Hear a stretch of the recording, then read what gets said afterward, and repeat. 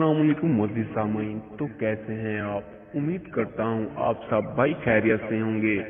आज की वीडियो उन लोगों के लिए है जिनकी आंखों में जलन और दर्द रहता है। तो चलते हैं वीडियो की तरफ। आज की इस वीडियो का टाइटल है आंखों की बीमारियों का इलाज खुद करें।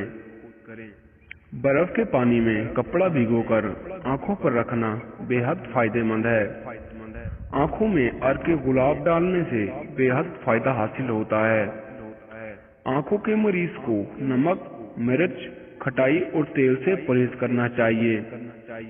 आंखों की मुख्तलिफ बीमारियों में आम, सेब, शहद, आंवला और नींबू का इस्तेमाल करना बेहद फायदेमंद होता है।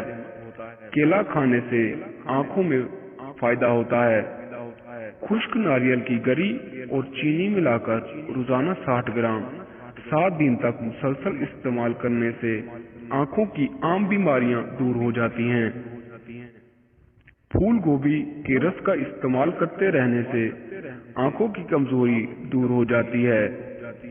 लौंग का इस्तेमाल आंखों की मुख्तलिफ बीमारियों में बेहद मुफीद है। प्याज का रस आंखों में डालने से आंखों की रोशनी तेज हो जाती है।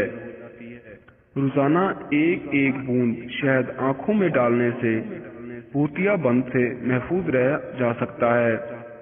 तो दोस्तों, आज की हमारी थी ये वीडियो। अगर आपको हमारी ये वीडियो पसंद आई हो तो वीडियो को लाइक कर दीजिए और चैनल को सब्सक्राइब कर दीजिए।